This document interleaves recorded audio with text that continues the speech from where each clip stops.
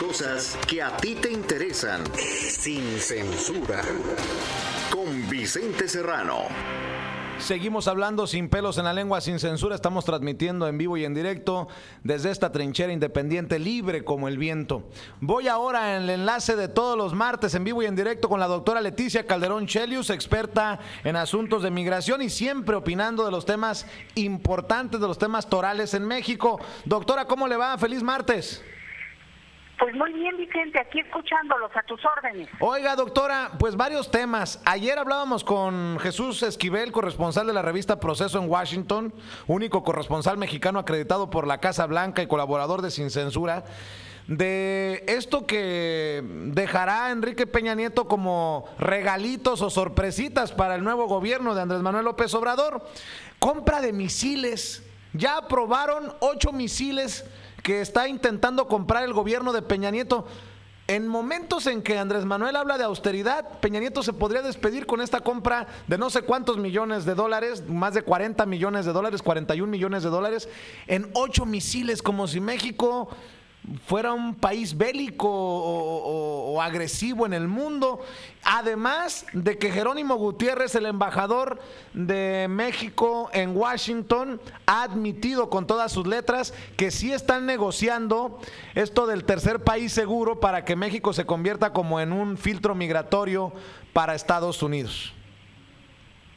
Ay, Vicente, pues yo creo que es una situación muy delicada porque realmente no tienen ya ningún mandato, ningún respaldo, y lo que yo creo que aquí procedería realmente es que lo que queda del PRI, lo que podría ser, digamos, su sobrevivencia, incluso si plantean eso, es que les dieran cara y enfrentaran esto, porque dejarle ese legado al país, dejar no solo la deuda, sino lo del tercer país seguro, ahorita vamos a eso, pero olvídate, eso es una situación realmente muy delicada, no tienen ninguna, digamos, ya legitimidad para firmar, a comprar este tipo de cosas, como tú dices, no solo el contenido bélico innecesario, porque se supone que México es un país pacifista, que no entraría en estas disputas, y eso habla más bien de negocios que están por detrás, de lo que implica para Estados Unidos, que tú sabes muy bien que una de las principales industrias que tiene es justamente la venta de armas, ¿no? Y eso es parte de lo que explica también su papel en el mundo. Entonces, que el gobierno saliente,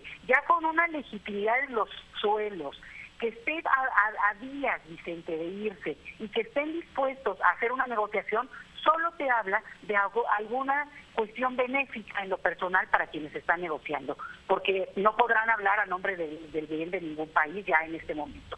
Creo yo que lo que podría cerrar y podría poner un alto a esto es, bueno, por un lado, fíjate qué ironía, los propios priistas que quisieran sobrevivir, los duros del PRI, pero también, digamos, aquellos que consideran que ese partido tendría que enfrentar a su propio dirigente, en este caso, bueno, el presidente que se está yendo.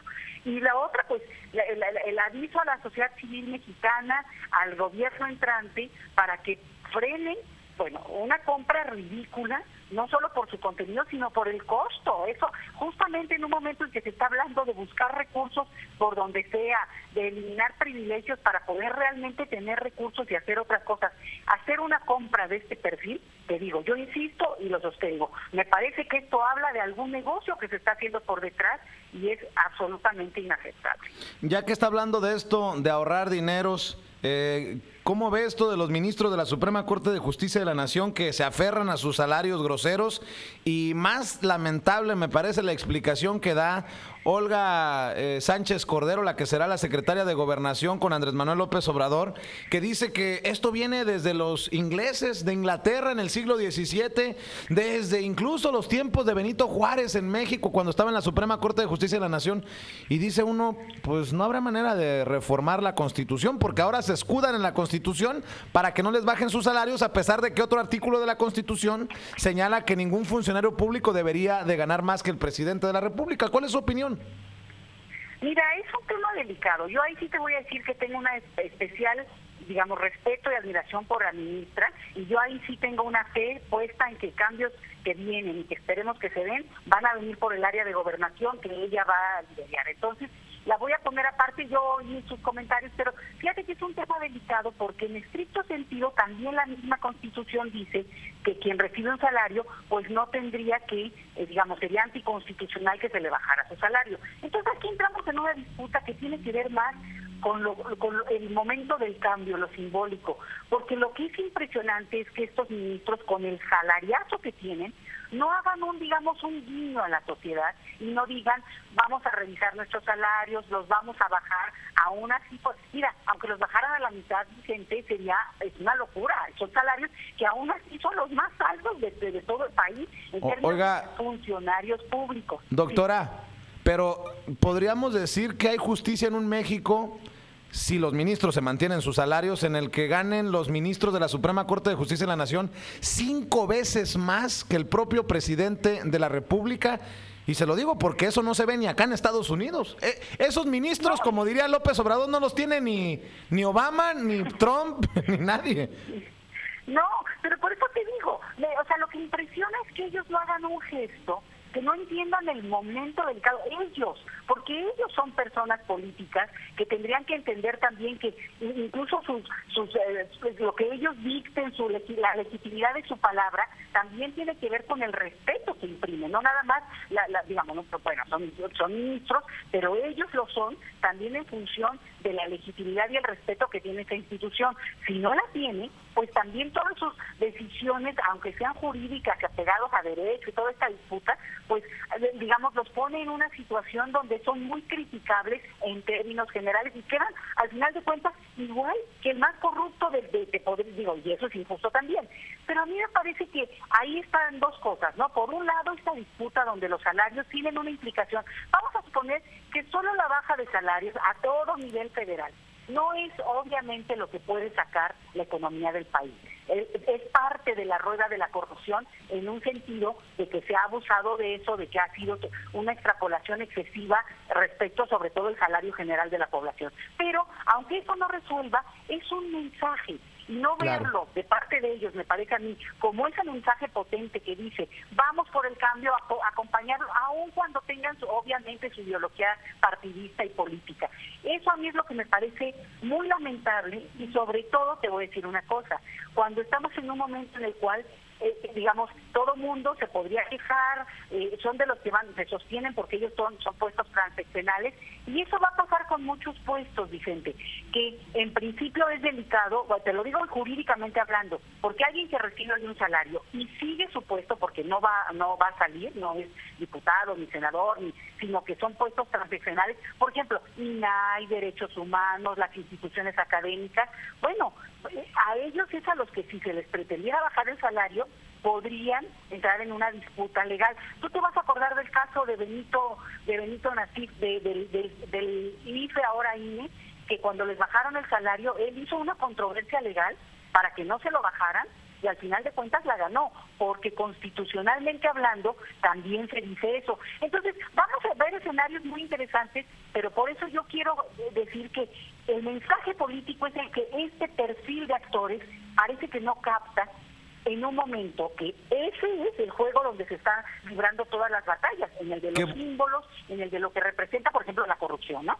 Qué bueno que menciona el momento histórico, porque recuerdo precisamente la controversia de Benito Nasif en el INE, pero tal vez la ganó porque el momento histórico no era en el que estamos hoy en día, ¿no? Y qué bueno que lo menciona, esto del momento histórico. Y en este momento histórico también estamos hablando esta mañana, ayer lo iba a abordar, lo dejé porque traíamos bastantes temas de lunes, y esta mañana inicié con eso. Lo que escribió Salvador García Soto en el Universal, seguramente usted ya está al tanto de que estaría la PGR y Emilio Lozoya Austin negociando para que regrese los millones de dólares que recibió en sobornos, con tal de que la pena de cárcel que enfrente sea mínima, o sea, de 2 años. Y uno se pregunta, pues carambas, ¿y la justicia en México y las autoridades en México, de qué estamos hablando? Pues vamos a ver cómo se da ese proceso, pero lo que sí permite avanzar, bueno, la lectura del maestro Soto, que es indispensable, lo que sí permite avanzar este tipo de debate es que efectivamente el seguimiento del caso Odebrecht, que es así emblemático en América Latina, pues no se ha cerrado en este país, y que seguramente hay un temor de que en el momento en que se abra, como se especula, haya mucho más que esos millones que dicen que podría regresar el señor Austin. A mí me parece, lo soy a Austin, a mí me parece que es bien interesante el momento porque otra vez, ante digamos, es como cuando están brincando las ratas del barco como para salvar pellejo, y lo que estamos viendo eso, ¿no? Aventando millones si tú quieres, pero de veras que es una imagen muy interesante porque se va a acabar esa protección que hasta este momento ha habido y a lo mejor se está negociando, así como tú me decías ahorita con el tema de la compra de armamento innecesario para este país, o la firma muy preocupante de esto de tercer país seguro, porque sería dejarle un dardo envenenado al nuevo presidente, ¿eh? Es una cosa realmente muy fuerte, cambiaría la estructura de este país, que de facto ha hecho ese papel de ser frontera, filtro fronterizo, pero de una manera muy dura, muy agresiva para Estados Unidos, pero ahora lo haría, digamos, obligadamente y con una serie de, digamos, de obligaciones frente al mundo, que eso no lo puede aceptar México. Y te voy a decir sobre todo por qué, porque digamos, los juicios que implicarían la defensa de las personas que solicitan asilo o refugio en nuestro país está atrasadísimo, Vicente. O sea, la burocracia migratoria en este país no resuelve los casos que están pendientes y, por tanto, decir que nos haríamos caso de una situación que sobrepasaría la demanda, lo que haría es que pondría a la gente en mucho más vulnerabilidad, porque entonces estarían presos de la situación del país en general, la propia situación económica, social que tenemos, y súmale a eso que los tienen en un limbo migratorio durante años. Claro. Entonces, no es un país que garantiza, digo, tendría que hacerlo, tendría que ser un paso que tendría que darse, pero hasta este momento no garantiza que se resuelven los casos como deberían de hacerlo en términos de las solicitudes de quien pasa por nuestro país. Entonces, esa es una de las razones por las cuales muchas ONG señalan que México no se puede comprometer a lo que ni siquiera hace ahora. No hace bien ahora, para decirlo así, ¿no? A mí lo que me preocupa es que en el equipo de transición de Andrés Manuel López Obrador, en el que está, por supuesto, Marcelo Ebrard, quien será el próximo canciller, haya un cierto, desde mi perspectiva, puedo estar equivocado, corríjame, doctora, si usted cree lo contrario, que hay un cierto desinterés del tema migrante. Hay una cierta desconexión con el tema. No sé si están esperando asumir sus responsabilidades, sus funciones o qué, pero por ejemplo, este fin de semana acá en Chicago se desarrollará un foro migrante.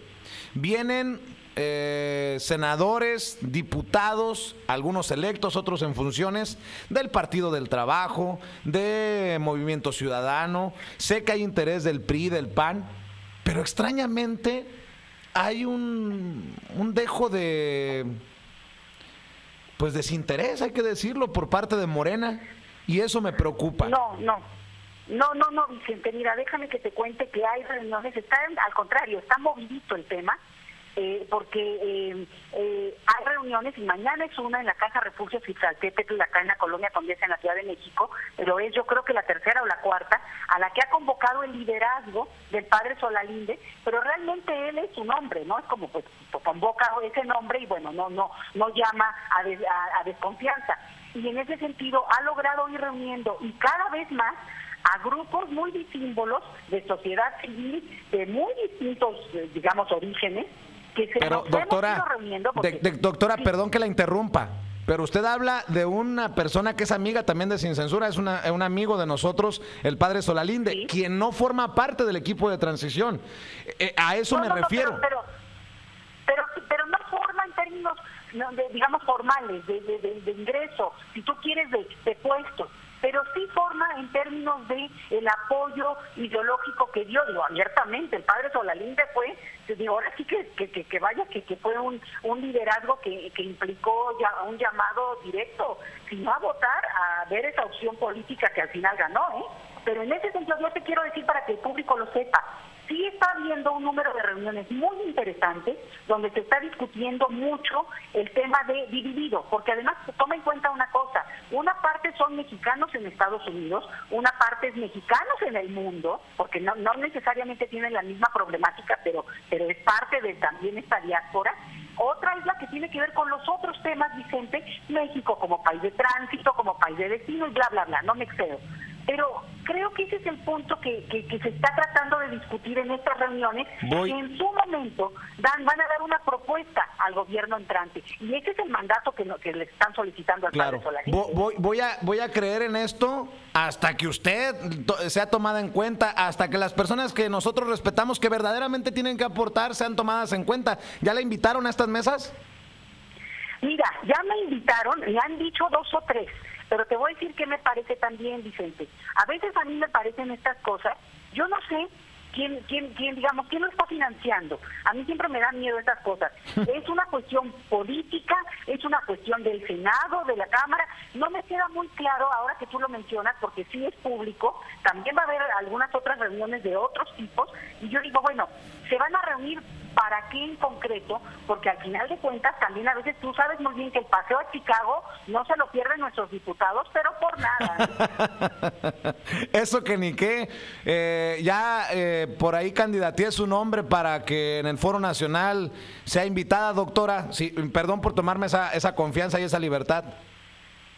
No, pues mira, tú ya me andas candidateando, yo nunca he sido ni candidata, fíjate cómo ves la cosa. No, pero me refiero candidateando, mencionando su nombre para que la inviten. Muy bien. Oye, pero yo sí te lo digo, Vicente, yo sí creo que por cada tema, imagínate la cantidad de temas, multiplícalo por 1000. Que si el agua, que si el aire, que si la tierra, que si el aeropuerto, pero yo sí te lo digo desde acá. El tema migratorio se está moviendo. Además, acuérdate que a principios de noviembre va a ser el Foro Social Mundial de las Migraciones acá en la Ciudad de México. Todos están convocados a venir. Y este viernes tenemos la reunión, no sé si la 8ª, la 10ª, ya ni sé cuál número, de organización de ese foro. Entonces, las cosas se van moviendo porque no se han dejado de mover. Lo interesante ahorita es que tienen como una dirección más clara y en ese sentido, este grupo bastante numeroso, te lo digo desde ahora, que nos hemos seguido reuniendo.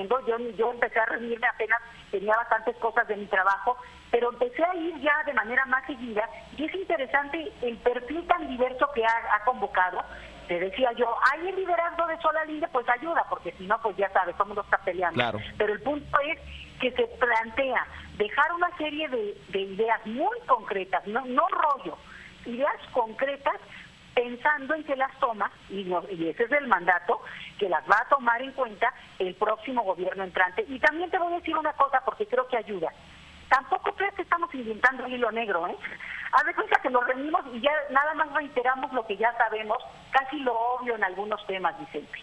Entonces, eso es también la parte buena. Es como otros temas, un tema del que sabemos que hay cosas muy concretas que se tienen que resolver para poder avanzar. Otras son complejas, porque casi que la estructura económica del país, bueno, pues yo no sé si eso va a cambiar algún día tal cual, pero lo que sí es claro es que donde se ha abusado, donde ha habido violación a los derechos humanos, si no se persigue eso, pues cómo quieren que se resuelvan las cosas. Y esas son las cosas que también nos van a permitir cerrar esta pinza y ofrecer propuestas concretas.